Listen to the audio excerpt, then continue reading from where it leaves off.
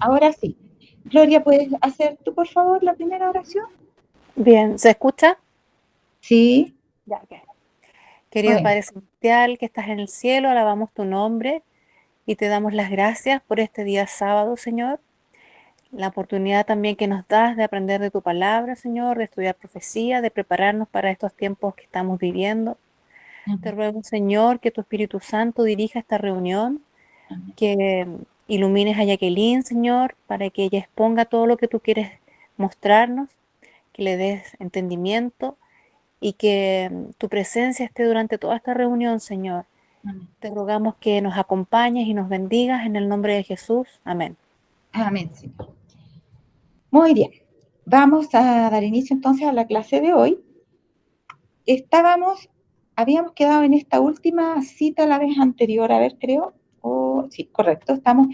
Entonces quedamos al final de esa visión, donde la hermana White había descrito que había delante del trono, está describiendo el primer trono y el segundo trono. El primer trono del lugar santo, el segundo trono del lugar santísimo, donde Jesús pasa, ¿no es cierto?, desde el primer trono del lugar santo al lugar santísimo, donde se sienta en el trono junto con su Padre, pero queda un trono en el lugar santo y los adoradores que estaban allí, que habían de varios tipos, habían unos que resistían la luz, ¿se acuerdan? Había otros que siguieron a Jesús cuando él se movilizó al lugar santísimo, lo siguieron con la mirada y con su fe puesta en él. Y otro grupo era indiferente y ni siquiera ni resistía la luz ni le importaba la luz. Entonces, cuando el Señor pasa al lugar santísimo, los que van junto con él, Satanás piensa cómo los hago retroceder, porque él se pone en el lugar santo, ahí donde está el trono en el lugar santo, y pareciera que está llevando a cabo él realizando la obra de Dios. Y los adoradores que quedaron allí, que no pasaron al lugar santísimo, los que eran indiferentes, digamos, piensan que los está liderando el Señor. Y no es el Señor, sino que es Satanás. Entonces, Satanás lo que él está tratando de hacer es engañar a esas personas que están ahí en el lugar santísimo para que retrocedan y lleguen al lugar santo donde estaban antes. Y entonces dice que lo empieza a lograr porque uno a uno, van dejando el lugar santísimo, muchos de ellos, y cuando miran a lo que está pasando en el lugar santo, se van al lugar santo e inmediatamente, y es aquí donde termina la cita, recibían la influencia impía de Satanás. ¿Qué significa todo eso? Acuérdense que acá, primero yo quiero recordarles esto porque vamos a tener que ver este tema un poquito más. Era puso una parte de la cita que vimos del conflicto de los siglos, página 618, donde decía que poco a poco Satanás ha preparado el camino ¿para qué? Para su obra maestra de seducción, el desarrollo del espiritismo. Ya, entonces esto es lo terrible, hermanos, porque nosotros siempre hablamos del espiritismo como solamente cuando los que se trae, digamos, a los supuestos muertos, que no son tales, porque los muertos están muertos, pero se los trae de ese mundo al mundo de los vivos. Y los que realmente vienen son los espíritus satánicos que reemplazan la identidad de esos que murieron y se representan como si fueran ellos. Eso tenemos un ejemplo en la Biblia, en el caso de cuando la pitonisa de Endor, ¿se acuerdan ustedes? Saúl le dice, hazme venir a Samuel. Y aparece, dice, veo un hombre con vestidura así, sí, ese es Samuel, y le consulta a Samuel, y resulta que ese Samuel no era Samuel, ese Samuel era Satanás, que estaba disfrazado de Samuel, porque en 2 Corintios 11 dice que Satanás se transfigura en ángel de luz, y puede imitar cualquier apariencia. Entonces, ese tipo de espiritismo es al que estamos acostumbrados de reconocer como espiritismo, ¿no es cierto? La típica tabla de Ouija, y se llama un medium, ¿no es cierto?, que responda ahí con leche, qué sé yo, y vienen seres que ya fallecieron a hablar a las que están ahí, qué sé yo. Pero el espiritismo no tiene solamente esa forma de presentarse, tiene muchas otras formas de presentarse. Hay otra cita que no la puse ahora, pero que dice que este mundo está lleno de espiritismo, está presente bajo distintas formas en muchas partes. Ahora, Satanás ha preparado el camino para esa obra maestra de seducción, el desarrollo del espiritismo. Y finalmente, ¿no es cierto? Claro, él se va a presentar, él mismo va a tomar la apariencia de Cristo y se va a hacer pasar como el verdadero Cristo. Dijimos que en el tiempo del fin hay tres poderes de la maldad, que sería el dragón, el dragón, el falso profeta y el anticristo, que son los tres, el dragón, el falso profeta y la bestia, la bestia, la bestia, el dragón y el falso profeta. Es lo mismo la bestia, pero en todo caso. En todo caso, esos tres poderes, dice en Apocalipsis 16 que, y lo habíamos visto, por su boca, ¿no es cierto?, hablan, salen tres espíritus inmundos a manera de ranas. Y esas, dijimos que son las manifestaciones demoníacas por las cuales va a hablar tanto el dragón como la bestia como el falso profeta. Entonces, el dragón, ¿no es cierto?, finalmente, como Satanás mismo, se va a hacer pasar por Cristo. La bestia es el papado. El falso profeta es, nosotros siempre decimos las iglesias protestantes, pero en realidad está medio reducido el término. Son todas las falsas iglesias, el falso profeta, todas las falsas iglesias. Y hay una condenación para el falso profeta, que es a lo que llamamos Armagedón, y dijimos que en la tierra va a haber solamente dos bandos, el de Dios y el del diablo. Y todos los que no sean de Dios van a estar al otro lado, ¿no es cierto? Y van a estar bajo la influencia de estos tres poderes, ¿ya? Y en eso van a estar todas las religiones falsas del mundo, todas. Solamente va a quedar un remanente. De nuestra iglesia también van a salir muchos fuera y el remanente que va a quedar, que va a tener la luz, va a tener que predicar el fuerte pregón, ¿ya? Y ahí se van a unir muchos y van a salir otros tantos. A lo que se unen es a Cristo y su verdad, y representado en su iglesia. Pero la iglesia va a ser zarandeada. Y yo creo que, no sé si usted, a ver, para ilustrarlo, no sé si les ha pasado que ustedes han visitado una iglesia que no iban hace años y dicen, voy a ir a la iglesia de mi nacimiento, o a la iglesia de mi juventud, a la iglesia de mis amigos cuando yo iba, qué sé yo. Y van y ven que hay poquitas personas que conocen, la mayoría son gente nueva que ustedes ni identifican. Eso va a ser la realidad del remanente. Va a ser mucha gente que va a salir y mucha gente que va a entrar. Entonces, no podemos pensar solamente con la mentalidad de lo que tenemos ahora, porque los que van a ser del remanente finalmente no son los mismos que están. Dicen que hay un letrero de manicomio, yo no lo he visto, no he ido, gracias a Dios allá, pero dice que el letrero dice, aquí no están todos los que son, ni son todos los que están. Y eso es más o menos lo que podríamos decir del remanente. El remanente actual, ahora, la iglesia remanente actual, podríamos ponerle también ese mismo letrero. Aquí no están todos los que son, ni son todos los que están. Pero en el remanente final van a quedar solo los que están. Eso es después del zarandeo, ¿ya? Y todos los otros se van a unir al otro bando, al bando de los perdidos, ¿ya? Y van a ser engañados, porque en 2 Tesalonicenses 2 dice que por no haber recibido el amor de la verdad, para ser salvos, Dios les envía un espíritu engañoso para que crean a la mentira y sean condenados todos aquellos que no recibieron el amor de la verdad. Entonces, este asunto es serio, hermanos. Es muy serio porque el peligro de que se nos advierte constantemente no es de que nos preparemos para no recibir las plagas, y lo dijimos. El peligro de que se nos advierte es que nos preparemos para no ser engañados.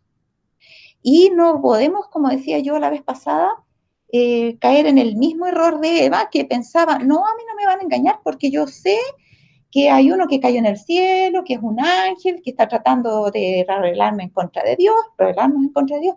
Cuando ese aparezca, yo enseguida le voy a decir que no.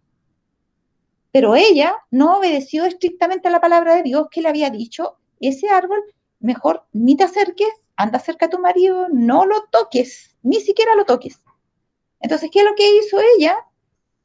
Pensó que por su propia inteligencia y discernimiento iba a poder advertir el engaño, pero nunca se imaginó que el engaño iba a estar en ese árbol y que iba a estar Satanás hablando por medio de una serpiente, disfrazado, no como el mismo Satanás.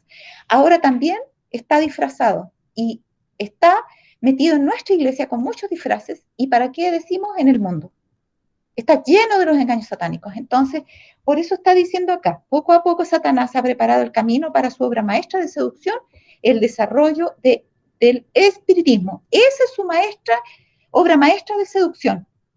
Es la más grande obra de seducción. que finalmente se va a materializar en él mismo, haciéndose pasar por Cristo, pero que ya está en acción el misterio de la iniquidad ahora, como también lo estuvo los días de Pablo. Es el mismo ministerio de la iniquidad que quedó suspendido después de los 1260 años y que se va a retomar ahora.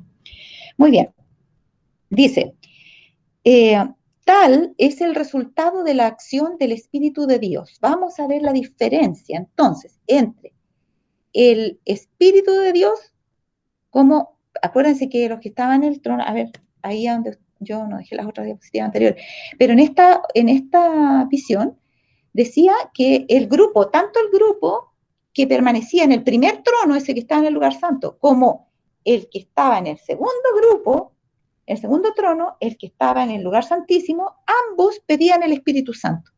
Ambos pedían el Espíritu Santo. Señor, danos tu Espíritu. Señor, danos tu Espíritu. Pero, había una diferencia. Satanás le daba su espíritu a su grupo y Dios le daba su espíritu a su grupo. Los que estaban en el bando de Satanás recibían mucha luz y poder, pero los que estaban en el trono de Dios recibían, en el lugar santísimo, digamos, mucho amor, gozo, paz, luz y poder. ¿Ya? ¿Se acuerdan que hicimos esa diferencia? Muy bien, teniendo en cuenta eso entonces, ¿ya? Acá dice, ahora vamos a ver, ¿cuál es el Espíritu de Dios?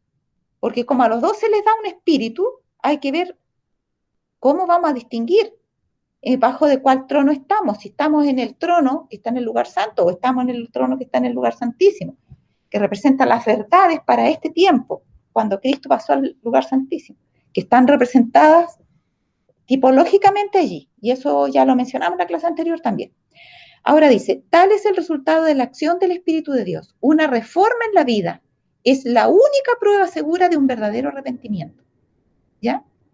O sea, si alguien pretende tener el Espíritu de Dios, recibir revelaciones arrobadoras de parte de Dios, pero no se ve una reforma en su vida, entonces es una prueba segura de que eso no es verdadero arrepentimiento, porque el verdadero arrepentimiento lleva una reforma en la vida.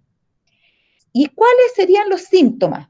Vamos a evaluar esa reforma. Dice, si restituye la prenda, ¿ya? O sea, reponer. Si yo causé un daño, causé algo que mermó la eficacia, la credibilidad, las pertenencias materiales de alguien, yo debo restituir eso en lo máximo posible.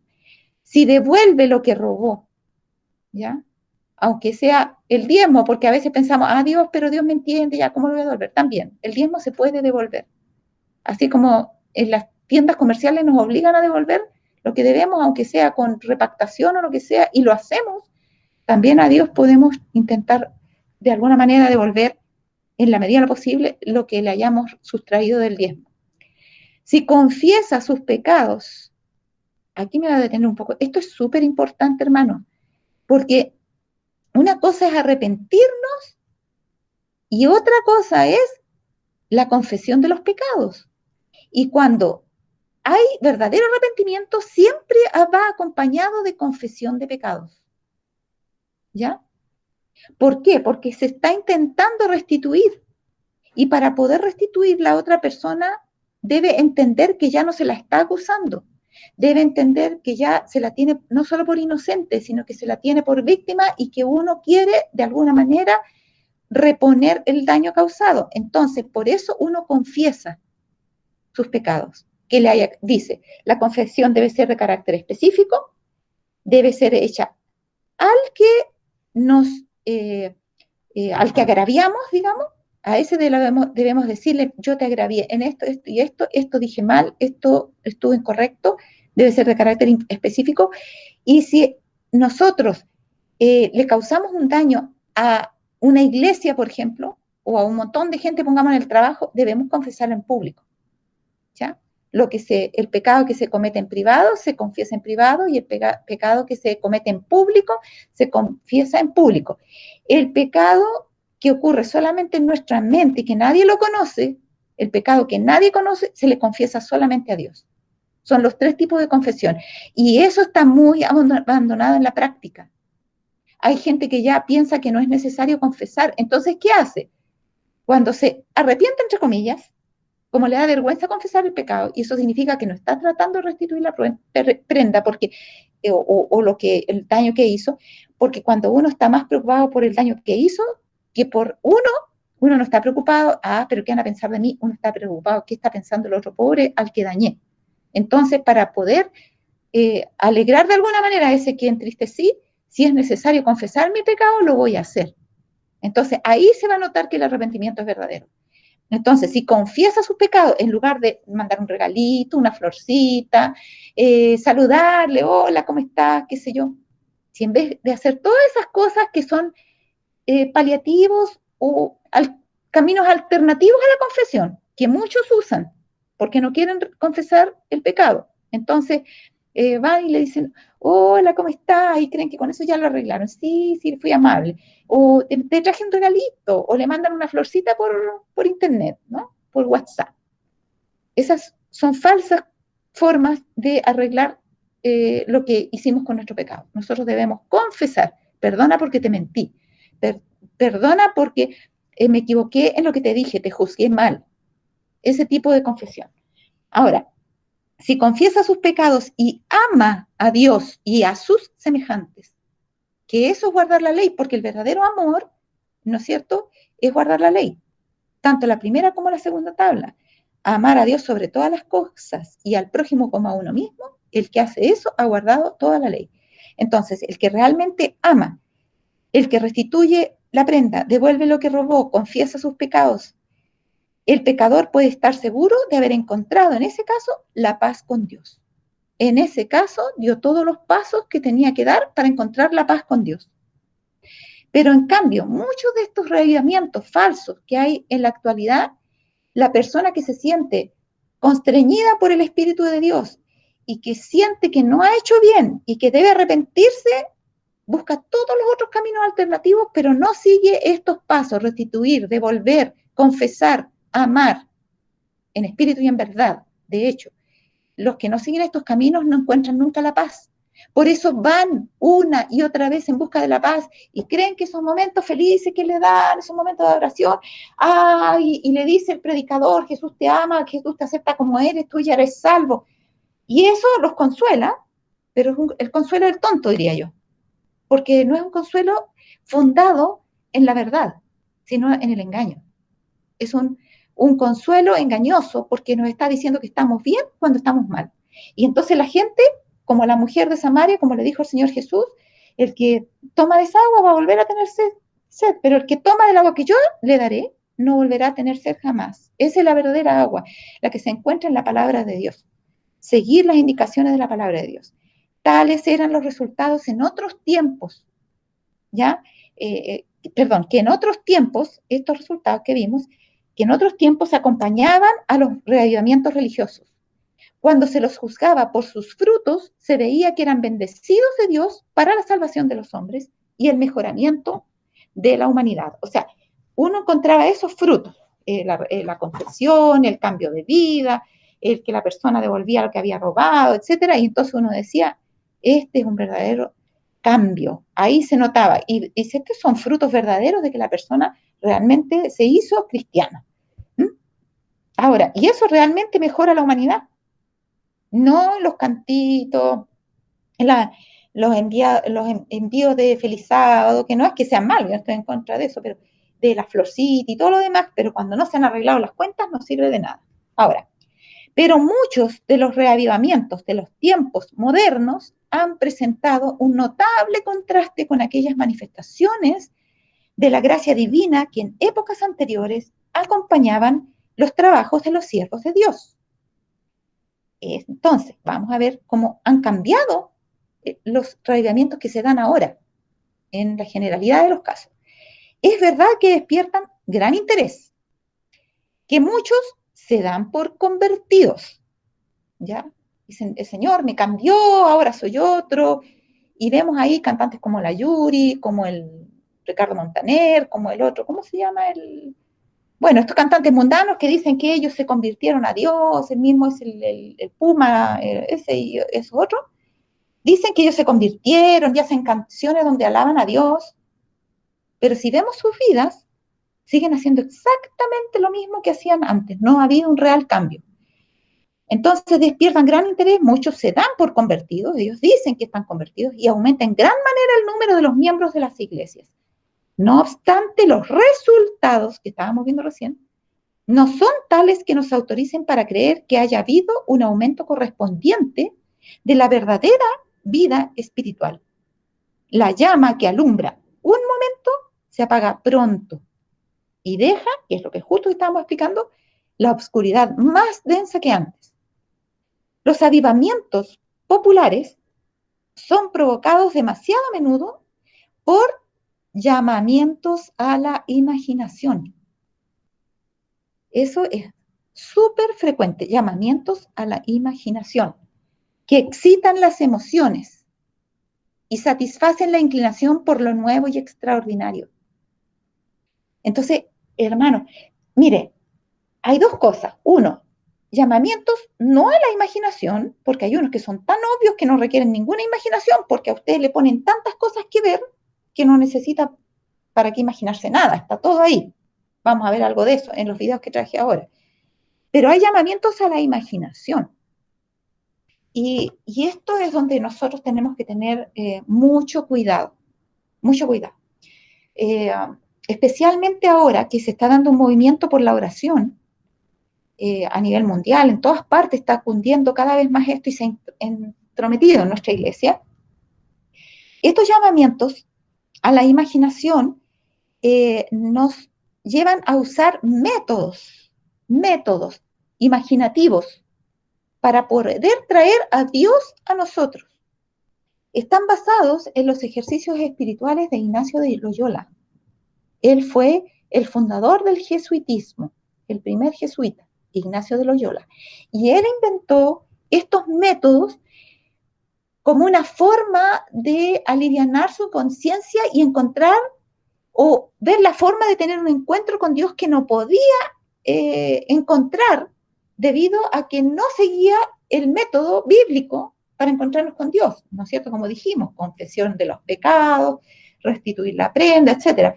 Él no quería tampoco perder su puesto, que estaba liderando en la Iglesia Católica hasta cierto punto y al lado del Papa. Entonces, él recurrió a este tipo de métodos que reemplazaron la espiritualidad verdadera.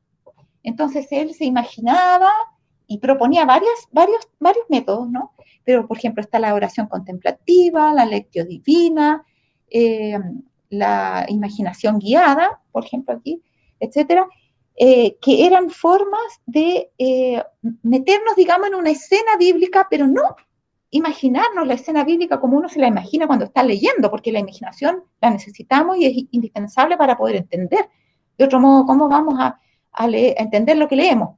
Cuando nos está diciendo, y Abraham fue hasta cierto lugar donde había tal cosa, nosotros nos imaginamos a Abraham y nos imaginamos el lugar y nos imaginamos esa cosa que había ahí, para poder ir armando, digamos, el panorama de fondo.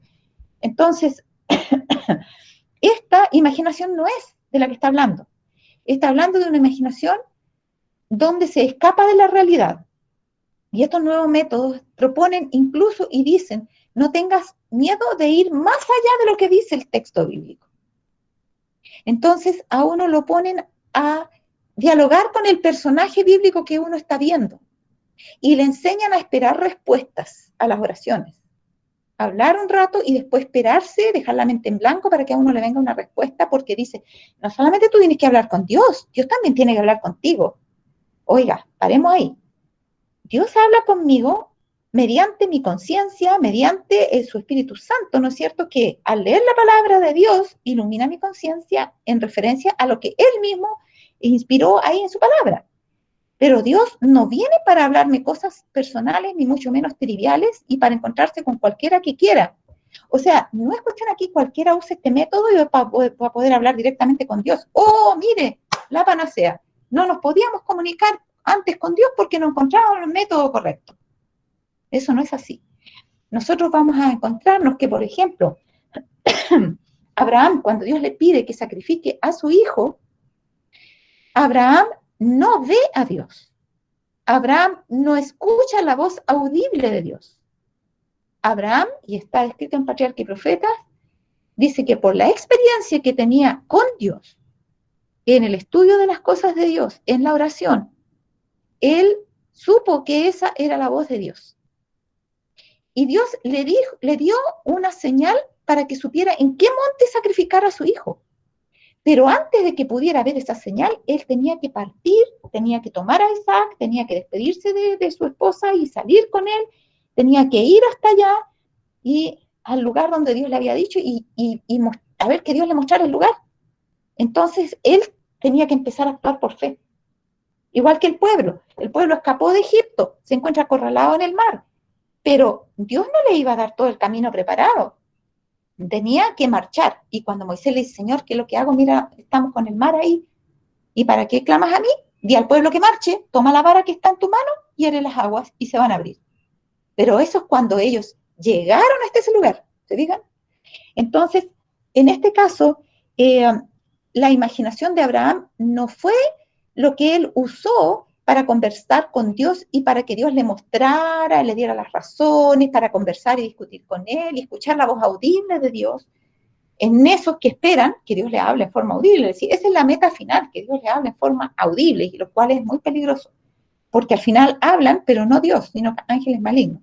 Ahora, entonces acá, mire, volvemos a esto. Los avivamientos populares son provocados demasiado a menudo por llamamientos a la imaginación que excitan las emociones y satisfacen la inclinación por lo nuevo y extraordinario.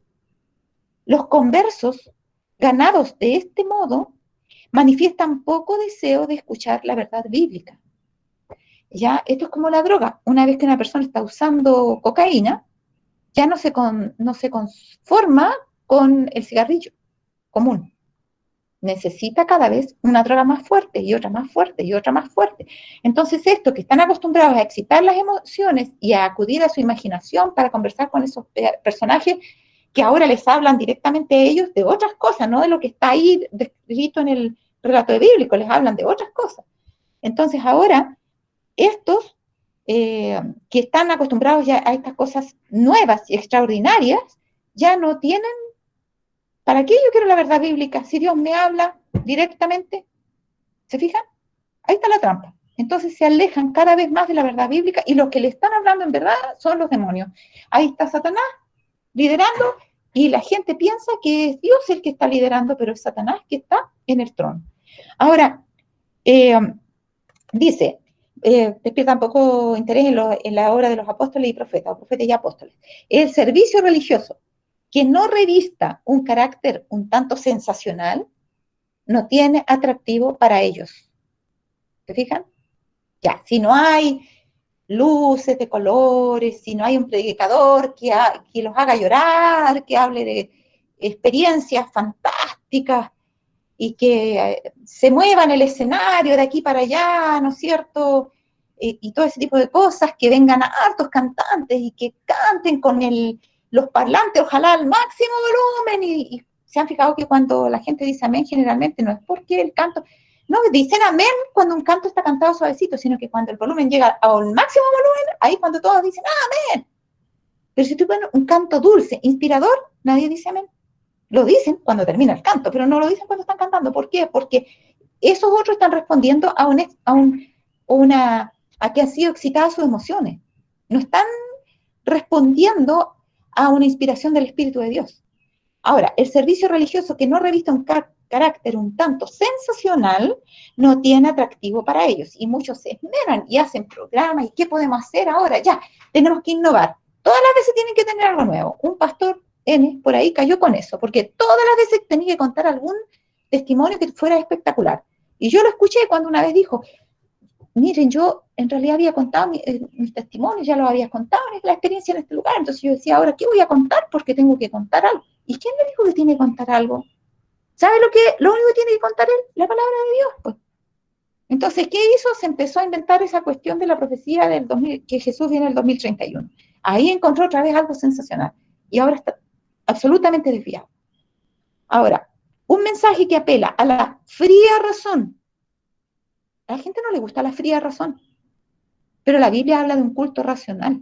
Y acá dice, un mensaje que apela a la fría razón no despierta eco alguno en ellos.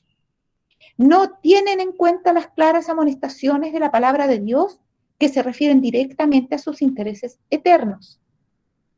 Para toda alma verdaderamente convertida, la relación con Dios y con las cosas eternas será el gran tema de la vida. Eso. No necesitan exacerbar las emociones. Pero ¿dónde se nota en las iglesias populares de nuestros días el espíritu de consagración a Dios? Los conversos no renuncian a su orgullo ni a la moral del mundo. No renuncian.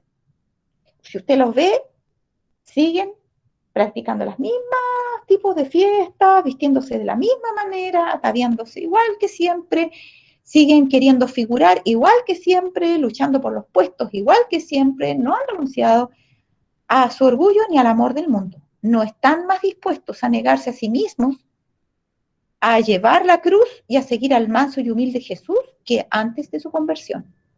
O sea, entre su conversión, antes de la conversión y después de la conversión no hay ningún cambio. Siguen igual, solamente que ahora asisten a la iglesia y tienen nuevos amigos que son los amigos de la iglesia. Y que tratan de que no se note, por ejemplo, que no se les salga un garabato cuando están ahí, y eso, porque hay algunos cuando están en un grupito igual dicen garabato, pero por lo menos en las reuniones públicas no, ese tipo de cosas. O sea, lo mínimo que no se note mucho, pero siguen igual que antes de su conversión. La religión se ha vuelto objeto de burla de los infieles y escépticos, debido a que tantos de los que la profesan ignoran sus principios. ¿Y dónde se encuentran los principios? En la palabra de Dios. Ah, pero es que no hay tiempo para estudiar la palabra de Dios. Ahí es donde una persona que iba a la iglesia decía que en su iglesia el pastor lo que no le gustaba es que predicaba tan poco la palabra, 10 minutos nomás. Y era todo lo demás era el canto, la alabanza, según ella decía. Y dice ella, me dijo una vez, yo le pregunté a mi pastor, pastor, pero ¿por qué no estudiamos un poco más la palabra, pastor? ¿Pero para qué, hermana? Si la palabra usted la tiene en su casa, léala en su casa. Aquí venimos a alabar a Dios. Interesante. Ya me veo al Señor Jesús a todos haciéndolos cantar en el Sermón del Monte. Y nada más que cantar. O allá en la montaña, en el Sinaí, el Señor hablando de la nube, canten todos. Y le pone la letra, en vez de la tabla de la ley, le pone la letra del canto para que todos canten. No, hermano, la cosa no funciona así. El poder de la piedad ha desaparecido casi enteramente de muchas de las iglesias. Las comidas campestres, las representaciones teatrales en las iglesias. No está hablando de representaciones teatrales nomás de afuera, que ya eso sería peor todavía, que nosotros las vemos en la televisión, porque una cosa es 100% importante y tenerla presente para esto, y es que la hermana White dice definidamente que debemos dejar de lado todo lo que sea ficción. La ficción no debe tener lugar en nuestras lecturas o en lo que vemos o en todo lo demás. Y las representaciones teatrales, lamentablemente, hasta de las películas de Dios, llevan mucho de ficción. Y cuando se revuelve la ficción con la realidad, esa es la carnada perfecta de Satanás. Es lo más peligroso. Preferible sería frío o caliente que tibio. Preferible es que diga arsénico el frasquito a que diga bebida de chocolate y le pongan arsénico adentro. ¿Sí? Entonces, nunca es bueno revolver las cosas. ¿Ya? Ahora, las comidas campestres, las representaciones teatrales en las iglesias, los bazares, bueno, y en las iglesias no solo, aunque no se haga ficción, pero hay una ficción de nivel personal, porque el que está representando en una obra, por ejemplo, a Satanás, tiene que encarnar los sentimientos de Satanás para poder hacer una buena representación. ¿Ya? Y hay otro que se tiene que hacer pasar por Cristo, y resulta que justamente estaba leyendo una cita ahí en Testimonios para la Iglesia, tomo 2, donde dice que Dios no permite y no quiere que se lo represente a Él de ninguna manera, ninguna representación visible de Él. Hermano, yo les digo lo que, a ver, no sé si quedó marcado aquí para leérselos.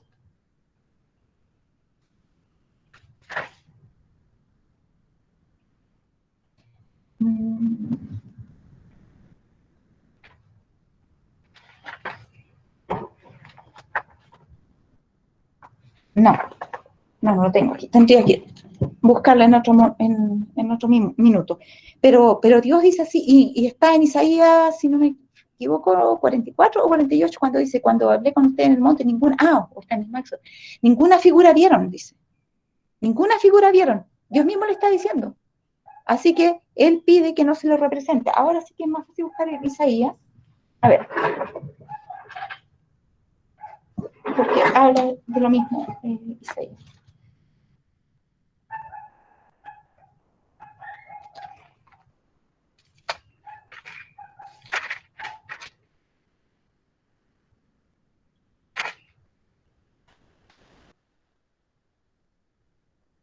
A ver.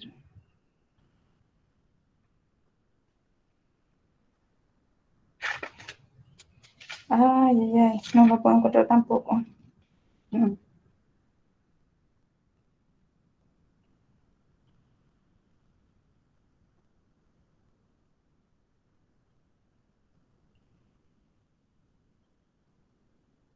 Ya, no, Isaías 44 habla de la insensatez de la idolatría, pero hay varios capítulos acá.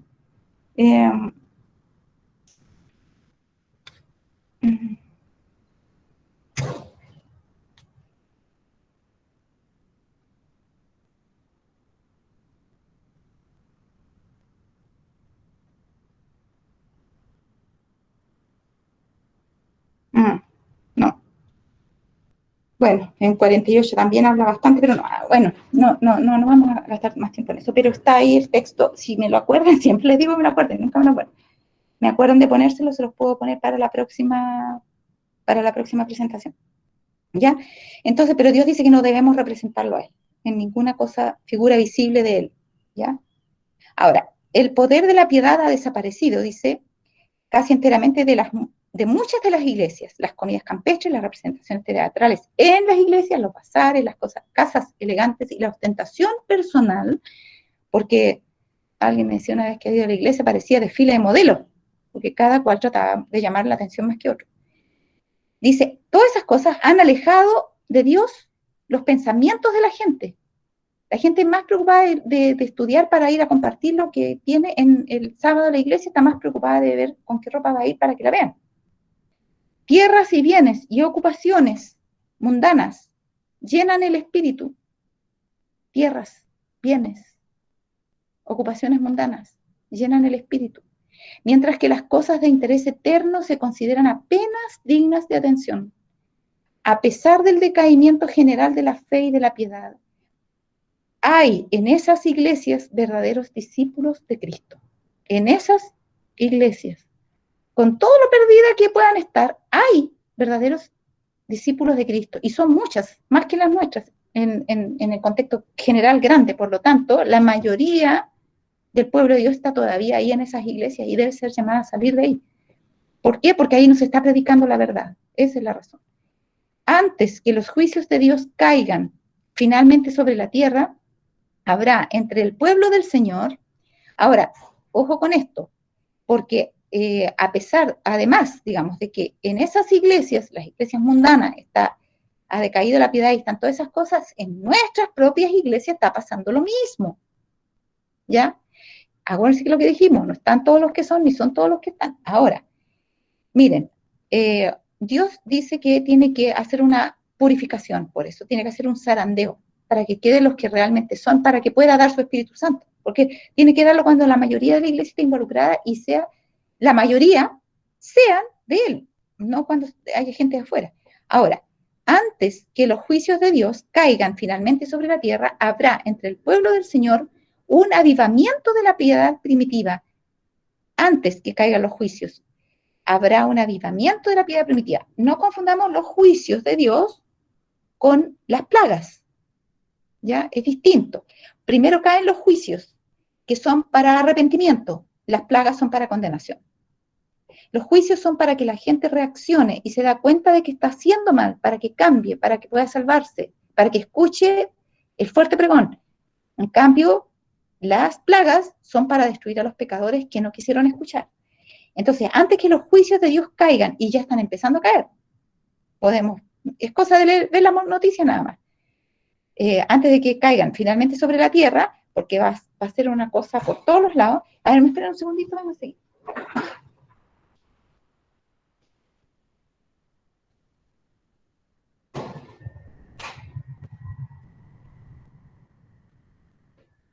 Ya. Antes de que los juicios de Dios caigan finalmente sobre la tierra, habrá entre el pueblo del Señor, entre el verdadero pueblo del Señor, un avivamiento de la piedad primitiva. ¿Cuál es la piedad primitiva? La que tenían los apóstoles, los discípulos del Señor, cual no se ha visto nunca desde los tiempos apostólicos. ¿Ya? Entonces, ¿qué va a pasar? El Espíritu y el poder de Dios serán derramados sobre sus hijos. Entonces, muchos, ¿sí? ¿Alguien quiere decir algo? No se distingue mucho la voz. ¿Aló? ¿Suyay? Hola. Tía, ¿me escucha? Sí, ahora sí. Sí. ¿A qué se refiere con el primer juicio, tía? Que Los juicios. todos los juicios. Sí. Los juicios se refieren a las señales que se dan en Mateo 24, por ejemplo, las pandemias como esta de ahora, los terremotos, y las inundaciones. La hermana Fay dice que el mar rebasará sus límites. Imagínense, eso lo dijo mucho antes de que estuviéramos hablando ahora del enfriamiento, del calentamiento global. Las plagas por los lugares, las hambrunas, todo ese tipo de cosas, las guerras y rumores de guerras, ¿ya? Entonces Dios dice que va a permitir que algunas ciudades sean, por ejemplo, consumidas por el fuego, o por los terremotos, o por distintas cosas, para despertar a algunas personas para que reaccionen. Y eso es cuando todavía hay tiempo de gracia, ¿ya? Pero las plagas son tan fuertes que eso se queda chico comparado con las plagas. O sea, la pandemia que estamos pasando nosotros ahora es un chiste al lado de las plagas, para que tengan una idea. Las plagas destruyen sin compasión. Acuérdense del ángel de Ezequiel 9. El ángel de Ezequiel 9, hay uno que sella y el otro que viene detrás se le da la orden, destruye a todos los que no tengan la marca. No repare si son chicos, si son niños, viejos, jóvenes, y comenzaré por mi santuario. Destrúyelos a todos, sin piedad. Entonces las plagas son devastadoras. Por ejemplo, nosotros vemos un terremoto en un lugar, en otro van a ver, dice que si fueran simultáneas en todo el mundo, se acaba el mundo de una. Entonces van a ver en unos lugares del mundo y en otros, pero en esos lugares donde ocurran, yo creo que hasta la televisión se va a acabar como para que pudiéramos verla de repente, porque va a ser tan terrible que no tiene parangón. Es muy grande. ¿Ya? Ahora, la otra diferencia es que los juicios de Dios se producen cuando Dios autoriza a Satanás para que haga esas devastaciones, como en el caso de Job. ¿Se acuerdan el caso de Job? ¿No has visto a mi siervo Job? Job, le dice Dios, varón perfecto, recto, temeroso de Dios y apartado del mal, y qué sé yo. Y entonces, sí, pero tócalo un poquitito y vas a ver. Y entonces se le permite a Satanás tocar a Job y vienen todas las calamidades sobre Job. Esos eran, eran cosas que estaban pasando, no vamos a llamar juicios de Dios, porque en realidad no estaban en ese caso siendo un juicio, pero eran cosas que Dios había permitido que Satanás hiciera. ¿Para qué? Para demostrar algo. ¿Ya? En este caso, para demostrar que Job era fiel y que había hijos de Dios que iban a ser fieles, para demostrar a nosotros que Dios a sus fieles a veces los va a necesitar probar para demostrar que Satanás es malo y poder destruirlo finalmente. Pero, ¿qué pasa? Las plagas no son los ángeles de Satanás, son los ángeles de Dios, porque hay 7 ángeles con 7 copas que salen del trono de Dios para destruir. Y el primer ángel derrama su primera copa, dice, y cayó aquí, y este fue el resultado. Y el segundo ángel cayó acá, y este fue el resultado. Y después hay otra cita de testimonios para los ministros, donde dice que una vez que se derramaron todas esas, los ángeles, esos 7 ángeles vuelven con sus copas vacías y se presentan con las copas vacías delante del Señor. ¿Ya? Entonces, las plagas son derramadas por los ángeles de Dios. Los juicios de Dios son el permiso que Dios le da a los ángeles de Satanás para sembrar devastación, igual como fue en el caso de Job. ¿Ya? por eso que es una extraña obra, porque Dios nunca, excepto, bueno, en el caso, por ejemplo, un ángel que mató 180.000, ¿se acuerdan? Del campamento de los enemigos de Israel, un solo ángel de Dios, para que tengan una idea. Eso sería más o menos las plagas, o sea, las produce un ángel de Dios. Pero en otros casos son los mismos ángeles de Satanás. Ahora, miren, no sé si quedó respondida ahí, Suyá, y si todavía queda duda, me preguntas, ¿ya? Y los juicios de Dios son antes, las plagas son después al final, cuando se cierra la gracia y ya no hay vuelta que darle, entonces para destrucción. Ahora, el espíritu y el poder de Dios serán derramados sobre sus hijos. Entonces, muchos se separarán de esas iglesias en las cuales el amor de este mundo ha suplantado al amor de Dios y de su palabra. Miren lo que pasaba en las iglesias. Y deberíamos siempre ponernos nosotros también en ese lugar porque nosotros no estamos ajenos a eso. ¿Ya? Voy a mostrarles luego, así que no alcanza el tiempo, una presentación del pastor Fernando Canales muy buena, donde él explica cómo la iglesia adventista ha perdido sus pilares fundamentales y los está borrando gracias a la influencia de las iglesias protestantes y que ha perdido en gran manera su identidad. Y ahí dice, conviviendo más de una iglesia dentro de nuestra iglesia. Eso dice el pastor y doctor en teología y doctor en filosofía, profesor emérito de Andrews, el pastor Fernando Canales. ¿Ya? Son muy interesantes sus videos. Hay 5 videos que yo en algún momento los quiero publicar en el grupo de profecía también, pero primero quiero que veamos algunos puntos aquí. Ahora, nosotros estamos siendo en el final muy parecidos a la otra iglesia. Así cuando hablan de la iglesia, también nos vamos a tener que poner nosotros ahí, porque ya perdimos nuestro carácter peculiar hace rato. Dice, el mensaje peculiar no lo hemos perdido. Lo que hemos perdido es nuestro carácter peculiar. Ahora, muchos, tanto ministros como laicos, aceptarán gustosamente esas grandes verdades que Dios ha hecho proclamar en este tiempo a fin de preparar un pueblo para la segunda venida del Señor. El enemigo de las almas desea impedir esta obra porque él sabe que va a venir el fuerte pregón, el derramamiento de la lluvia tardía, este avivamiento de la piedad primitiva cual nunca fue. El enemigo sabe que eso va a ocurrir y que va a ocurrir en el seno de la iglesia remanente del Señor, que tiene la verdad para este tiempo, que está dormida, está contagiada con los males del mundo y de las otras iglesias, pero que va a tener que ser zarandeada y que va a cumplir la misión. Con brazos extendidos y enojo derramado, pero la va a tener que cumplir. Y como el enemigo de las almas desea impedir esta obra, dice, y antes que llegue el tiempo para que se produzca tal movimiento, tratará de evitarlo. ¿Cómo? Introduciendo una falsa imitación. ¿Se acuerdan que yo les dije que generalmente escuchamos la ilustración? No, siempre viene lo falso, o sea, lo verdadero primero y después lo falso, porque no podías hacer algo falso si no tuvieras algo verdadero para imitar. O sea, tú no puedes hacer un cheque, o sea, un billete de 6.000 pesos, porque imitaron, digamos, falsificaron un billete de 6.000 pesos, porque no existe. Primero tendría que existir un billete de 6.000 pesos para falsificarlo. ¿Se fijan?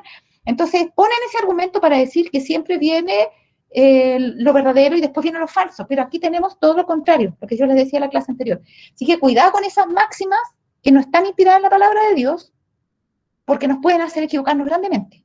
Nos tomamos de eso y lo aplicamos como un principio y resulta que está equivocado. Aquí dice que ¿antes de qué? Antes del derramamiento verdadero, que estábamos viendo ahí para atrás, antes de eso, va a introducir el diablo una falsa imitación. Entonces, ¿qué va a venir primero? La falsa imitación y después va a venir la verdadera, o sea, el verdadero relevamiento. El falso primero y después el verdadero. Satanás se anticipa, conoce las profecías y viene él primero. Hará aparecer como que la bendición especial de Dios es derramada sobre las iglesias que pueda colocar bajo su poder seductor. Allí se manifestará lo que se considerará como un gran interés por lo religioso. Miren, aquí está la astucia de Satanás. Aquí está la astucia. Ahí vamos.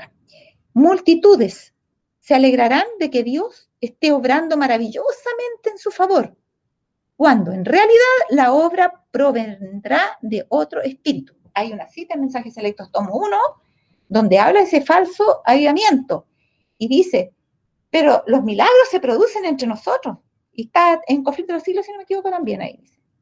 y los milagros se producían entre ellos, pero eran falsos milagros, porque Satanás también puede hacer falsos milagros. Acuérdense de Faraón, cuando llegó Moisés con la vara, pensando que eso, con eso iba a arreglar todo, tira la vara, se convierte en serpiente. ¿Qué hacen los falsos magos, o sea, los falsos profetas que eran los magos de Faraón? Tiran sus varas y también se convierten en serpientes. Y así fueron imitando casi todas las plagas.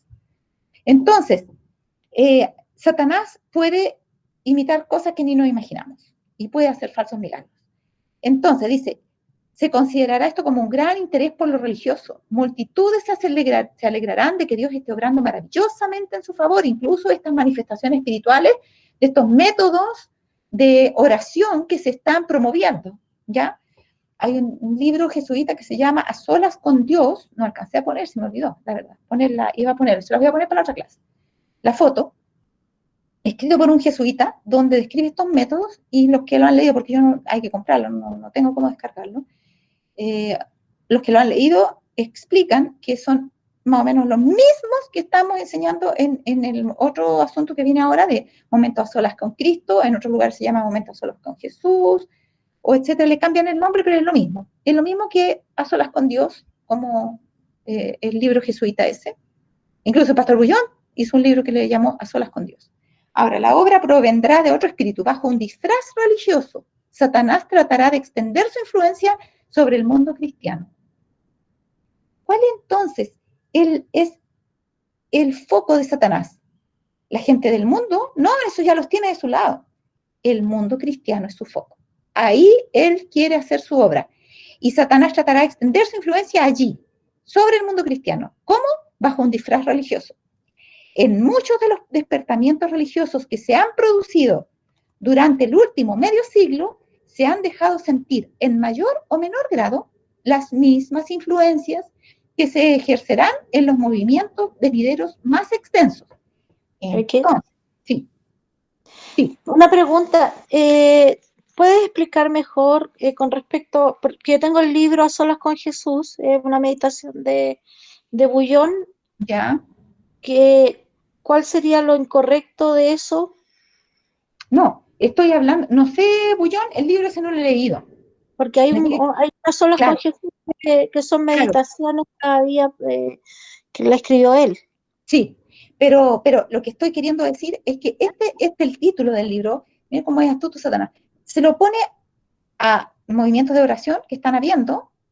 También ahí está el libro jesuita que trae los mismos parámetros para estos asuntos de los métodos de oración que se están promoviendo, pero también resulta que ingenuamente, tal vez, el mismo pastor Bullón sacó un libro con el mismo nombre. Entonces la gente se confunde. Dice el libro A solas con Jesús. Sí, yo lo tengo, no tiene nada de malo. Y piensan que es el libro del pastor Bullón y es el libro del otro pastor. ¿Sí? O piensan que suena bonito el título A solas con Jesús y todo lo que diga A solas con Jesús está bien. Entonces, cuidado, porque el diablo imita todo. Imita los nombres de las cosas, imita los métodos, imita la figura, la forma. Lo que no puede imitar es la obediencia. Aunque trata de imitar la obediencia también, pero no la puede lograr perfectamente porque ya vimos cómo se ve la verdadera obediencia. ¿Ya? Pero el libro de Pastor Bullón yo no podría juzgarlo, pero delante estuve buscando el libro A solas con Dios, se llama, el del jesuita. Lo estuve buscando y me encontré con que el Pastor Bullón había escrito uno, A solas con Jesús, creo que es este. Y yo buscando el otro di con ese. ¿Te fijan? Entonces uno se confunde porque anda buscando el otro y dice, ese libro es malo, pero se muestra con ese y dice, no, pero este no lo encuentro nada de malo, y resulta que es el otro, que se llama igual o muy parecido. Entonces, la obra de Satanás es confundirnos. Ya, ahora, deberían por eso tratar de evitar, cuando tratamos de ponerle nombre a algo, ver muy bien que ese nombre ya no esté puesto a otra cosa. A ver, hubo tiempo atrás donde nosotros teníamos el programa El Escrito Está. Y después, como no habíamos patentado el nombre, la Iglesia Católica sacó otro, no sé si fue la Iglesia Católica o quién, programa que se llamaba Está Escrito, algo así. No, puso El Escrito Está, pero lo patentó. Entonces nosotros, como no podíamos usar el nombre, lo habíamos inventado nosotros primero, pero no lo podíamos usar porque no lo habíamos patentado y los otros se nos adelantaron y lo patentaron ellos, tuvimos que ponerle Está Escrito. lo invertimos al revés. ¿Se fijan? Está escrito en vez de escrito está, como era en un comienzo. Entonces, es muy sutil el diablo para hacer todos estos juegos y engañar. Y tomar ventajas de nuestra ingenuidad. Tenemos que tener cuidado con las palabras que usamos, con los títulos que ponemos a las cosas, con que las promovemos. Con todo tenemos que tener cuidado. Ahora miren, y definir, sobre todo, es muy importante, y me di cuenta ese pastor Canales que hizo, aunque no lo denominó de esa forma, pero en el fondo era eso. Siempre cuando vamos a hablar de un tópico con alguien, tenemos que más o menos poner algunos parámetros comunes, o sea, tenemos que hacer una definición de términos. Porque a veces pienso yo, a veces que la otra persona está entendiendo tal cosa de lo que yo digo y la otra persona, la palabra que yo digo, él la entiende bajo otro contexto y entiende algo totalmente distinto. Entonces, lo primero que hay que hacer es aclarar definición de términos. Cuando vamos a tener algún tipo de estudio o debate de algo, hay que primero definir términos, ¿ya? El término pecado, el término perdón, el término expiación, son términos muy complejos y hay que definirlos bien. Ahora vamos. Las mismas influencias que se ejercerán, entonces, perdón, atrás, para que entendamos, en muchos de los despertamientos religiosos que se han producido durante el último medio siglo, a ver, no me acuerdo bien cuándo, en qué fecha fue esta, a ver, fue escrita, no, tiene último medio siglo, tendría que ser, yo creo que debe haber sido, más o menos eso se tiene que haber escrito en 1880, por ahí más o menos, ¿ya? Entonces, ojo, 1890, 1890, por ahí, qué sé yo, hasta el 1900 podría ser, ¿ya? Entonces, todo eso que ocurrió en la iglesia de nuestros pioneros, en otras palabras, en el último medio siglo, se han dejado sentir en mayor, y no en la iglesia de los pioneros, sino en el tiempo de la iglesia de los pioneros. Muchas de esas cosas se han dejado sentir en mayor o menor grado las mismas influencias que se ejercerán en los movimientos venideros. Entonces, si queremos saber lo que va a pasar ahora, vayamos a investigar qué pasó en ese tiempo, porque se va a repetir la historia, se va a repetir. Y saben que las mismas cosas que ocurrieron en nuestra iglesia, cuando Dios mandó sujetar los vientos, se van a repetir ahora, cuando Dios está tratando de mandar a soltar los vientos. O sea, cuando se iban a soltar los vientos y Dios los mandó a retener, va a pasar lo mismo ahora cuando Dios verdaderamente los vaya a soltar. Entonces van a pasar muchas cosas semejantes. Por eso que algunos se pierden en la profecía, porque no consideran que algunas declaraciones del Espíritu y Profecía se hicieron para ese tiempo, pero también se hicieron para el nuestro, porque en ese tiempo, podríamos decir, quedó suspendido el tiempo de Dios, tuvo que ser retenido los vientos y con eso se retuvo el cumplimiento de muchas profecías, pero cuando los vientos se empiezan a soltar nuevamente, se empieza a repetir todo eso que ocurrió allá. Entonces se aplica, eso que ocurrió allá, se aplica acá. Y esas mismas influencias que se ejercerán en los movimientos venideros, los vimos como medio siglo en el tiempo de Elena White, de los pioneros. Y se van a ver ahora en movimientos más extensos. ¿Y en qué consiste eso? Ahí dice una agitación emotiva, mezcla de lo verdadero con lo falso. Eso, por ejemplo, se dio, los adventistas conocemos muy bien en el asunto de Indiana, cuando allá se hizo como una imitación de lo que hacía el ejército de salvación, pero lo hicieron los adventistas. Llevaron instrumentos, tambores, guitarras, y cantaban amén, gloria a Dios, la música en alto, y se movían y toda esa cosa, y pensaban ellos que estaban siendo dirigidos por Dios, pero algunos dicen que salían en medio, la descripción que hacía unos pastores que estuvieron presentes, decía, moviendo la cabeza, que parecían que estaban medio como atontados, no me acuerdo la palabra que usó, estaban en el fondo sumamente excitados su sistema nervioso, eso es lo que tenían, era una agitación emotiva. Así que eso que pasó en la iglesia en ese tiempo, y la hermana White, hablando de eso, dice, habrá tambores, vocerío, música y danza, igual que allá. Se va a repetir, lo mismo que pasó en Indiana. El Señor me ha mostrado, dice, que se volverá a repetir en el futuro. ¿En dónde? En nuestra iglesia. Hay una agitación emotiva, mezcla de lo verdadero con lo falso, muy apropiada para extraviar a uno. Claro, porque yo les decía, es la carnada perfecta, mezclar la verdad con el error. No obstante, nadie necesita ser seducido. A la luz de la palabra de Dios, no es difícil determinar la naturaleza de estos movimientos. ¿Alguien quiere hablar ahí? Ruthie, ¿tienes encendido tu micrófono? Ruth, ¿tienes encendido tu micrófono? ¿Querías decir algo? Ruth López. No, Yaquito, no. Lo pasé a llevar. Ya, sí, ya. Lo había pasado a llevar. Ya. Es que ando haciendo y escuchando, ando haciendo algo aquí y escuchando, por eso lo pasé a llevar. Sorry. Está bien.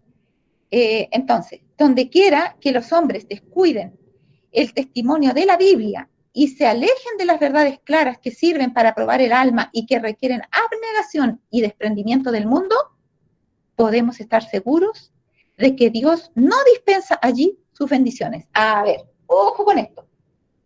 Vamos a ver los síntomas. ¿Cómo nos vamos a dar cuenta si esa agitación emotiva es verdadera o es falsa? Cuando se descuida el testimonio de la Biblia.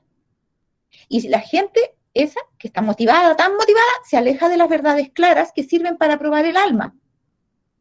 ¿Ya? No les gusta que les hablen de la confesión de pecado, del arrepentimiento, del juicio. ¿Quién predica el juicio? Ahora es tabú. Que de la alimentación correcta, del estilo de vida, del atavío, no, todas esas cosas que sirven para probar el alma, no.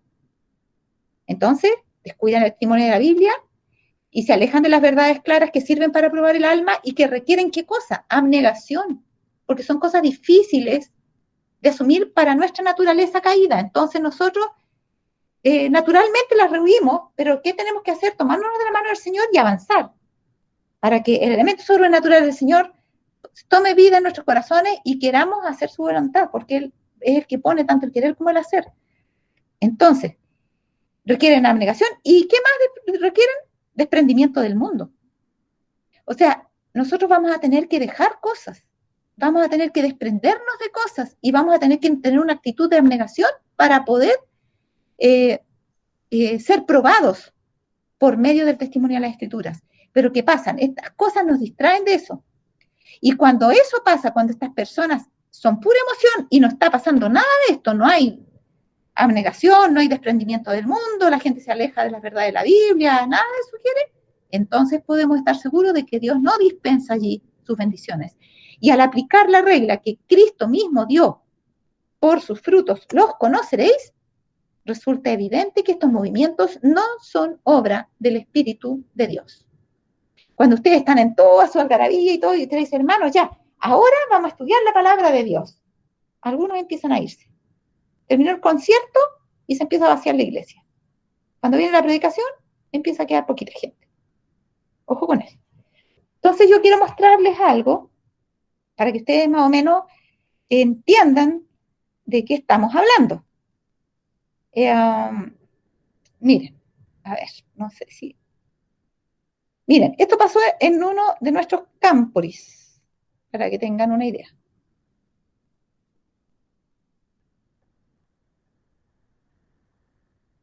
Ya, a ver, parece que no.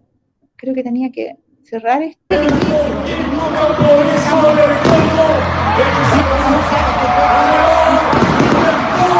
el líder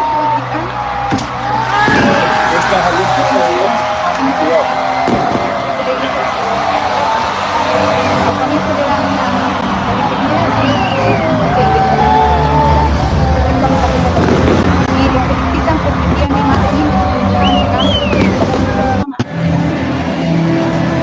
acá está, como ellos querían, nacional, el encuentro consiste en una lectura para darle un punto atractivo para el mundo. Habrá capacidad para el mundo.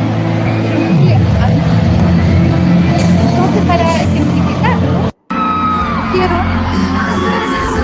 ustedes van a ver aquí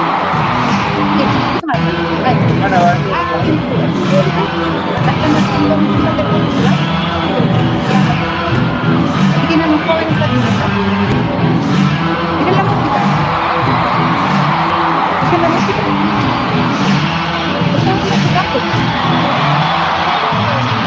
ya, más adelante tenemos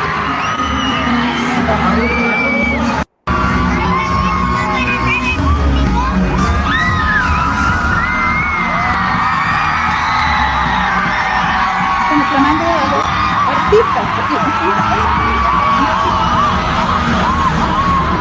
miren, por aquí tiene un arterito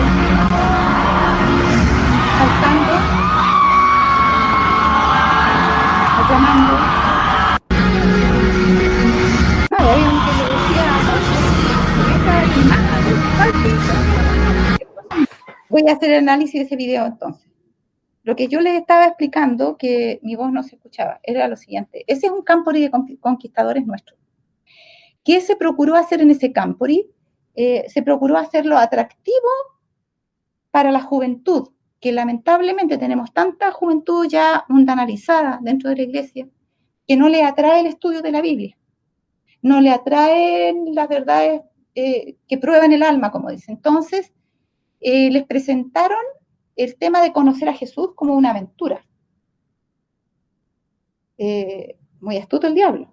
Entonces, el lema de ese Campori era aventura. Y todo estaba hecho en base a aventura, las poleras decía aventura, la pantalla adelante leyeron ustedes, decía aventura. Pusieron una pista de patineta adelante y un joven andando en patineta que estaba ahí, supuestamente en la aventura de los deportes, y a los lados de las dos pantallas, son pantallas gigantes, era para 30.000 personas, imagínense. Esas pantallas tenían a gente haciendo deportes allí. Además, habla en contra de los deportes, para que lo sepan. Les puedo dar la cita, pero habla en contra de eso, del deporte como deporte, no hacer ejercicio, que es otra cosa muy distinta. Entonces, pusieron todo eso como el lema. Los pastores entraron, no está en pero entraron en cuadrimotos. Entonces, ¿se pueden dar ustedes cuenta de cómo Satanás trata de falsificar las cosas? Esta aventura, que se proponía como una aventura con Cristo, no tiene nada de Cristo. Y hay mucha agitación. Y la gente dice que fue maravilloso el campo cuando sale, se siente muy, dice que elevada a las cosas de Dios, pero eso no tiene nada de Dios. Gritaban, Pedrito, ¡guau!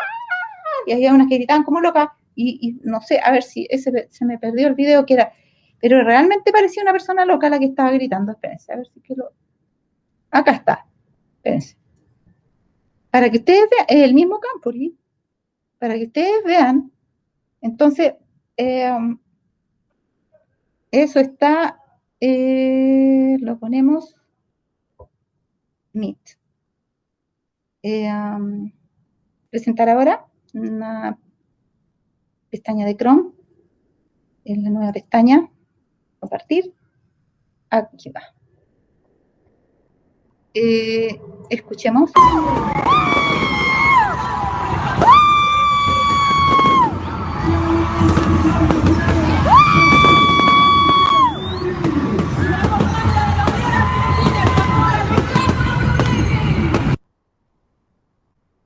Ya. Cortito. Ya. Ahora estamos bien, ¿se escucha bien todo, no? Supongo. ¿Ya aquí? Ya. Sí. ¿Ya aquí? Sí. Hola, Gloria. Hola. Bueno, ese es el sello de toda la influencia de la iglesia desde Brasil. Cada vez más somos más parecidos a los cultos que se hacen en Brasil en la iglesia adventista, con los aplausos, con la música, con los ritmos. Y va a seguir siendo así mientras sigamos dependiendo como de las instrucciones de esa división, digamos. Nosotros pertenecemos como a los lineamientos que da Brasil, lamentablemente. No sé si ese es el mismo Campuri donde el pastor Borg fue invitado y finalmente no pudo hacer su presentación como él quería, el No, mensaje, eso fue en porque, Chile. claro, Y no fue en Brasil, fue aquí en Chile. no, sí, por eso te Fue digo, en es la Viña. misma influencia de Brasil, los Sí. lineamientos que nos manda Brasil para hacer las actividades acá en Chile. Y el pastor Borg no pudo presentar, creo que fue en Valparaíso eso, Sí, porque sí. los jóvenes estaban así eufóricos y no estaban Exacto. como en el Y espíritu los adecuado para dirigentes le escuchar. dijeron, tiene 10 minutos para presentar el tema. Claro. Y el pastor Ahora dijo, pero estuvieron como una hora y tanto los otros y me dieron 10 minutos para presentar el tema. O sea, yo así no puedo trabajar, si el pastor, tuve que no cambiar el entiendo. tema, tuve que cambiar Ahora, los temas, todo. mientras tú hablabas, yo recordé que hace algunos años atrás la iglesia implementó las 40 madrugadas y después siguió hasta, creo que el último en que participé fue uno que dice Primero Dios, y Sí, que mientras tú hablabas lo estuve buscando, lo encontré y dice, aprendamos a meditar en la palabra, ¿ya? Y claramente habla del uso de la imaginación, de dar tiempo para escuchar la voz de Dios, que Él te va a hablar. También habla de la aventura, ¿cierto? Dice textual, que la aventura con la palabra lo haga conocer la voluntad de Dios. Ahora, yo cuando hice el último, salí bastante frustrada porque yo no lograba escuchar una voz audible. Entonces yo pensaba que el problema era mío, ¿ya? Que yo era tan indigna que el Señor no, no me hablaba, ¿te fijas? Y me alejé y no terminé ese seminario. Y ahora comprendo que gracias a Dios no me habló, porque Gracias a no Dios. habría sido su voz, ¿te fijas? Pero eso yo Claro. no lo sabía. Y quizás cuántos hermanos se sintieron frustrados por eso, pensando en que el problema estaba en ellos. Y ¿Ya? ahí tú sentiste que proponían que escuchara la voz audible de Dios, Sí, porque ellos te decían que tenías que, después de orar, ¿ya? quedarte ahí en la iglesia unos minutos en ¿Ya? silencio hasta que escucharas una voz de Dios. Ahora, no estaba tan claro si lo ibas a escuchar en sonido Claro. o te iba a hablar de alguna otra forma, pero tenías que estar varios minutos ahí esperando una supuesta respuesta. Claro, Eh, no, y eso es lo que se está haciendo ahora, y varios están escuchando según ellos la voz de Dios. y después de eso Y ya no quise participar en ninguna de esas instancias más porque yo me sentía muy frustrada, pensé que el problema era mío, ¿ya? gracias a Pero Dios que te están integrando. lamentablemente los líderes están llevando a las ovejitas por un camino perverso. Yo así Sí, lo veo. Es sí. perverso porque los están corrompiendo y en la sinceridad de los corazones de muchos piensan que lo que el líder le está diciendo está bien. Y además que hay una literatura tan extensa, unos folletos bonitos de muchas páginas que te van Ujú. guiando cómo hacer el ejercicio. De hecho, fue tan frustrante que aquí lo estoy mirando que no escribí ninguno de esos ejercicios, no lo hice. Ujú. Eso no te Eh, quería compartir. pero no son todos, ¿ah? Hay algunos líderes que se dan más o menos cuenta, pero el problema es que es tan fuerte la corriente de la mayoría que no hayan cómo retenerla, porque tampoco quieren como que se escandalicen los miembros, porque dicen, si ellos solo se rebelan, al final van a decir, tú eres un disidente, y se van a caer muchos con ellos, y etcétera. Entonces es una cosa muy compleja, es una cosa Sí. muy difícil.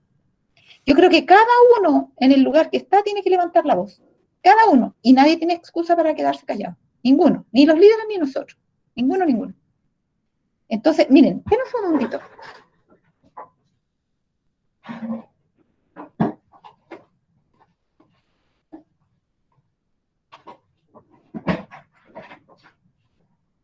Acá tengo todavía el primero que salió, donde alguien me dijo, hermano, Chile, una miradita, miren lo que aparece ahí. Se llama, dice, el objetivo de la meditación. Y dice que se le llama formación espiritual. Y miren la descripción que hace de eso. De cómo es la técnica. Dice que nosotros hemos fracasado por falta de técnica de tener ese encuentro con Dios. Yo me imagino al Señor en el Sermón del Monte enseñándole la técnica de la meditación a la gente. Nada que ver, miren. ¿Dónde está? Era la página. A ver. Miren que son astutos como tuercen. Ya está acá, en la página 9. Dice, en la sociedad agitada y apresurada en la que vivimos se hace cada vez más difícil acelerar el paso. La orden es, seamos rápidos. Y la rapidez llegó a ser sinónimo de productividad y éxito. Sin embargo, la orientación bíblica es que tengamos tiempo para reflexionar, razonar y meditar. ¿Ya? Y esto no combina con una vida agitada. Ahora introducen de esa forma una meditación que no es la meditación que uno cree que están introduciendo. El consejo de Dios en Josué 1:8 es muy claro. Nunca se apartará de tu boca este libro de la ley, sino que de día y de noche meditarás en él para que guardes y hagas conforme a todo lo que en él está escrito, porque entonces harás prosperar tu camino y todo te saldrá bien. Correcto. Noche y día meditar en la palabra de Dios, pero no significa que vamos a andar en el mismo meditando, sino que mientras que hacemos nuestras cosas, nosotros las vamos a relacionar con las cosas que hemos leído en la palabra de Dios. Y entonces vamos a reflexionar y vamos a tener una visión espiritual de lo que estamos viviendo.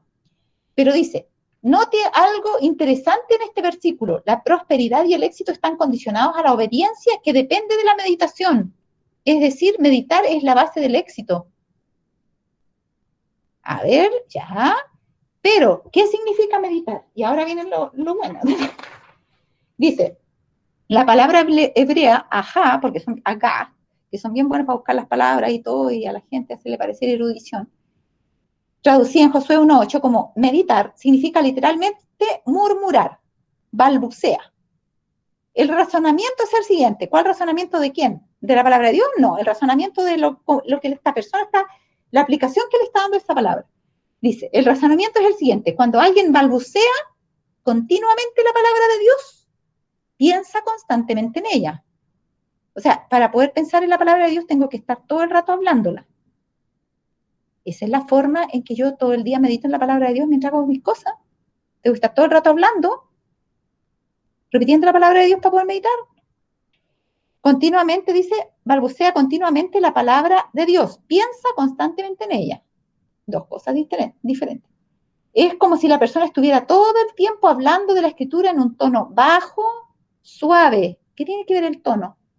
Y dice, todo el tiempo hablando de la escritura en tono bajo, suave, repitiendo cosas. Al actuar de esa forma, la persona articula, habla. En el fondo está buscando un subterfugio para decir que tenemos que andar hablando en forma audible, en tono bajo y suave, la palabra de Dios a cada rato, así como los rezos.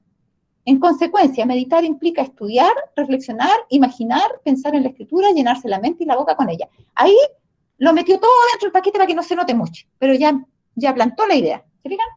Porque eso, dice, en consecuencia, meditar implica estudiar. Ahí no está estudiando nada. Para repetir un dicho, un versículo, yo no necesito estudiar. Así que eso no es consecuencia de lo otro. Es falso que dice, en consecuencia, meditar implica estudiar. Es falso. Reflexionar, falso. No está hablando de reflexionar, está hablando de repetir, de hablar, en forma balbucear, en forma audible, todo el día. Imaginar. No. Eso es para que tengan una idea. Ese era el librito, así como introducía la cuestión. Y esto ahora se está haciendo en muchas partes. Y está muy complicado. ¿Y saben qué? Nos recontrapasamos del tiempo.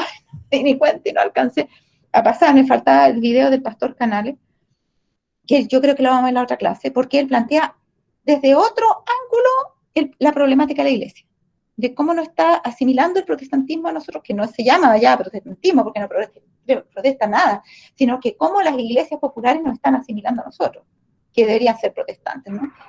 Así es que ya, yo hasta ahora, voy a dejar en este momento hasta aquí, ¿ya? Pero no sé si les terminé de hacer el análisis, lo que le iba a decir el campo, y claro, es que el muchacho ese en patinete y toda la cuestión era para ilustrar lo que era la aventura. Necesitamos nosotros hacer eso para decir que encontrarse con Cristo es una aventura, y tiene que ser una aventura encontrarse con Cristo. ¿Qué entendemos por aventura? O sea, que la persona que no tuvo una conversión sensacional, pucha, no he tenido ni una aventura con Cristo porque yo no nací en un hogar adventista, siempre hice lo que me enseñaban los papás y yo voy a la iglesia, no he tenido ni una aventura con Cristo. Estoy frustrada, no tengo aventura. Hermano, ¿de qué estamos hablando? Nunca el Señor nos planteó como una aventura eso. Y una aventura es cuando uno no sabe lo que va a pasar, a lo que va. Pero con Cristo nosotros sabemos muy bien a lo que vamos, porque Él nos ha dicho y nos ha advertido las cosas peligrosas, las buenas, las malas, y nos ha dicho también el resultado final y cómo tenemos que hacerlo para ir seguros y en dónde termina el camino. Así que no es ninguna aventura. ¿Ya? Entonces, hermano, eso era lo del video. Muy bien. No sé si alguien quiere agregar algo antes de que podamos terminar. ¿O quiere hacer alguna consulta? Aunque estamos fuera del tiempo, pero como empezamos un poquito tarde, no sé si alguien quiere. Muy bien. Si no, ¿sí? Sí, buenas tardes. Buenas tardes. ¿Quién es? Oscar por acá. Hola, Oscar. Ya. Dinos, Oscar. A ver. ¿Aló? ¿Me Sí, escuchan? sí te escucho. Sí, ¿Me escuchan? sí te escucho. Sí. Me estaba tratando de plantearme la pregunta, ¿hasta qué punto uno puede decir, hasta qué punto sobrenatural uno puede llegar a pensar que es obra de Dios o no sé si me entiende la pregunta? O sea, hay veces, por ejemplo, hay veces que uno, le voy a dar un ejemplo que me pasó con un amigo. Uh-huh.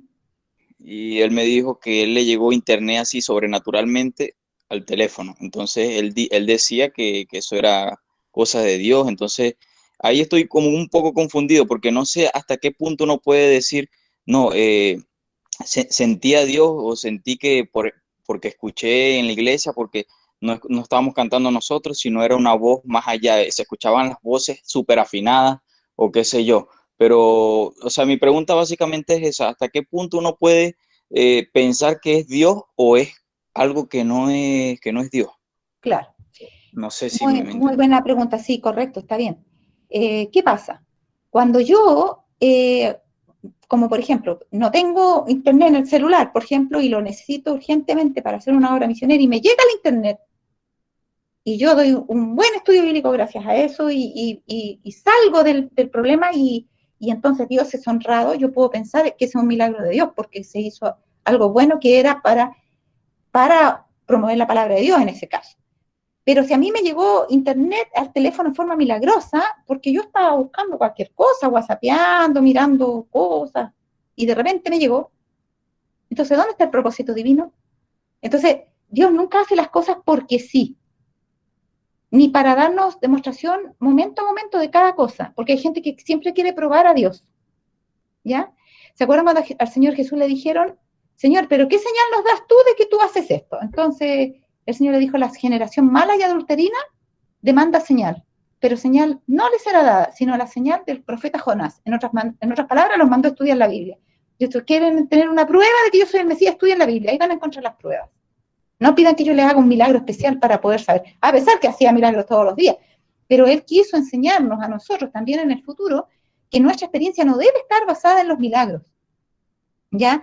Y que nosotros a veces, como en el caso de los jóvenes hebreos, vamos a ser puestos en situaciones de crisis, donde no vamos a saber si Dios nos va a librar o no, donde es Dios soberano con lo que Él va a hacer. Y como en el caso de esos jóvenes, cuando se les obligó a arrodillarse ante la imagen, ellos dijeron, mira, rey, tu imagen nosotros no la vamos a adorar, y Dios nos va a librar de tu fuego y tu horno que hiciste, pero si no nos libra, nosotros tampoco nos vamos a arrodillar delante de tu imagen. Entonces, ¿cuál es el espíritu que nos mueve? El espíritu, si Dios me dice, yo lo hago, si no, no. El espíritu de ellos fue, Dios me lo diga en forma audible o no me lo diga en forma audible, Dios se muestre con una señal o no se muestre con una señal, yo igual voy a ser obediente a lo que me enseña la palabra de Dios.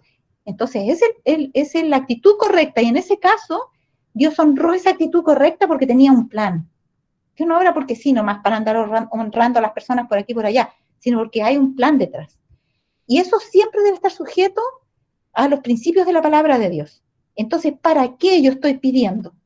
Hay gente que le pide a Dios pruebas y señales para cosas que no necesitan una señal. Por ejemplo, para que Dios me muestre si esta es la chica que Dios quiere para mí o no.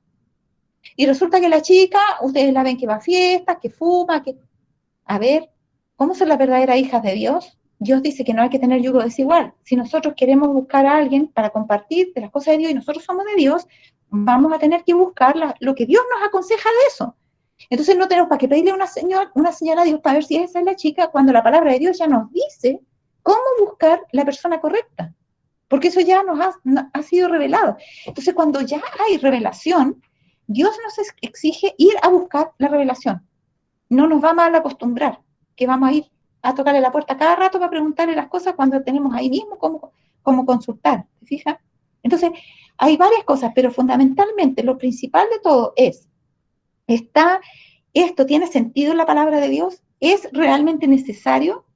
Fíjense que Martín Lutero dice que en un momento empezó a tener una visión, y era una visión de los sufrimientos del Hijo de Dios. Y de repente dijo, ¿y yo para qué necesito saber o ver estos sufrimientos del Hijo de Dios? Así de la nada, estaba orando y de repente empezó a ver los sufrimientos del Hijo de Dios. No, esto es del diablo, dijo, no es de Dios. Y agarró un frasco de tinta que tenía en la mano y lo tiró contra la pared donde estaba mirando la visión y lo quebró y quedó estampada la tinta en la pared, y se dice que esa tinta fue para acordarse de que él rechazó esa visión que parecía ser de Dios, pero era de Satanás. Porque él no necesitaba eso, y él reflexionó bien, ¿para qué yo necesito esta visión de los sufrimientos del Hijo de Dios? Si yo ya sé que sufrió, yo puedo leer la Biblia, y ahí en la Biblia salen los sufrimientos y yo voy imaginando lo que voy mirando, pero no necesito que me muestren otra visión de eso, ¿te fijas? Entonces, esos principios de no banalizar la comunicación del cielo con nosotros, y de recurrir a la palabra de Dios toda vez que sea posible, y saber que va a haber momentos que Dios sí nos va a auxiliar, y sí se va a manifestar, y especialmente se manifiesta cuando estudiamos la palabra, porque como dijeron los discípulos camino de Maús, cuando el Señor les empezó a dar un estudio bíblico acerca de, para que ellos supieran que ese que ellos pensaban que había fracasado ese profeta y había sido asesinado ahí, se había acabado su esperanza, él realmente había triunfado, les empieza a hablar de eso en todas las escrituras. ¿Se fijan? Y dicen ellos después, cuando se dieron cuenta que era Cristo, hoy no ardía nuestro corazón en nosotros mientras nos hablaba en el camino y nos abría las escrituras. ¿Se fijan? ¿Cuándo nos arde el corazón? Cuando se abren las escrituras. Ojo con eso. También en momentos en que el Señor nos da evidencia especial a nosotros cuando le hemos pedido algo y sabemos que es del Señor. Claro, eso también existe. La confirmación de algo a veces nos viene.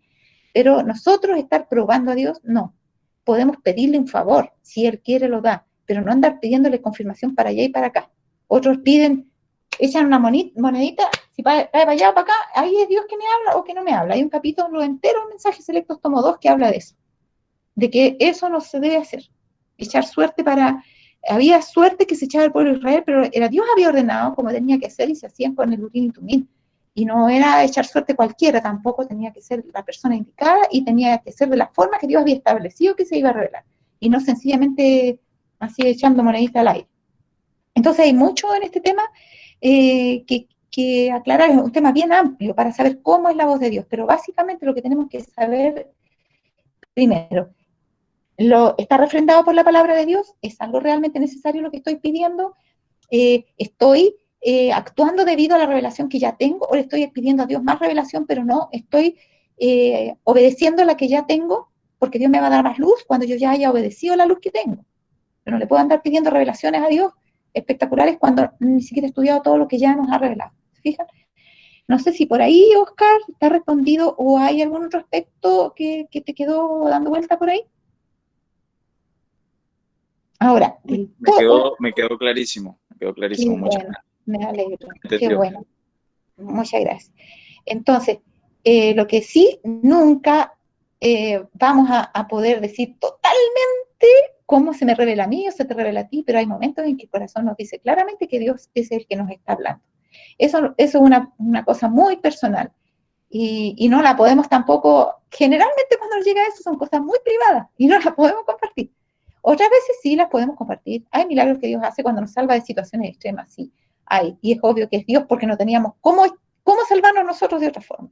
Así que bueno, esas son cosas que uno va aprendiendo en su caminar con Dios y que Abraham aprendió y por eso aprendió tanto que llegó el momento en que él supo que era Dios el que le estaba pidiendo que sacrificara a su hijo. Y cuando llega allá y ve la montaña humeando, Dios le confirma, pero una vez que ya había obedecido a su voz. Había obedecido por fe, de acuerdo a la experiencia que Dios sabía que Abraham tenía y que esperaba que él reaccionara de acuerdo a esa experiencia. Muy bien. Yo creo que ya ahora nos pasamos de más de la hora, así que ya es hora de terminar. El próximo sábado vamos a continuar. Vamos a orar. No sé si hay algún voluntario o voluntaria para la última oración. ¿Alguien quiere tener la última oración?